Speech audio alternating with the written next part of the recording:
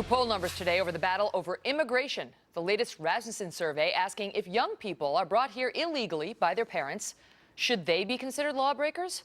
Just 28% of those surveyed said yes, 60% said no, they should not.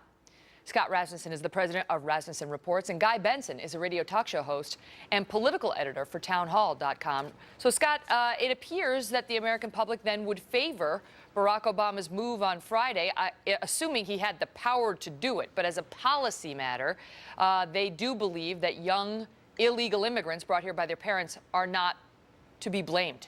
Yes, and look, Americans are pragmatic. Politicians have their partisan and ideological talking points. Most Americans are looking at this and saying, if a parent brings a young child into this country, you can't blame the child for that.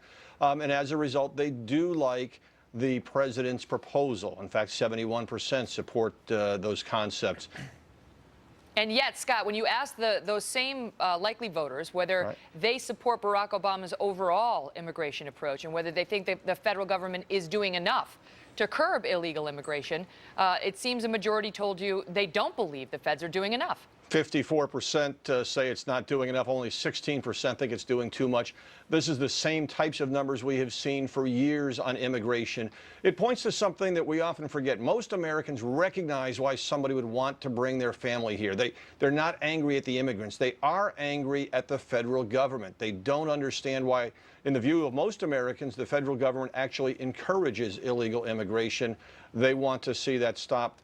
And I think, Megan, it's also important to note that if there was an effort to really control the borders, if the federal government was actively doing its role, as most Americans see it, a majority of Americans favor a welcoming immigration policy. They don't have anything against immigrants. They just want it done legally. That would explain, Guy, why when you ask people still to this day about the Arizona immigration law, on which we're still awaiting a decision from the U.S. Supreme Court any time now, they seem to favor it. The American people continue to favor that law. So as Scott points out, they have nothing against even illegal immigrants. It's not a personal matter. It's an ire with the federal government for not doing more.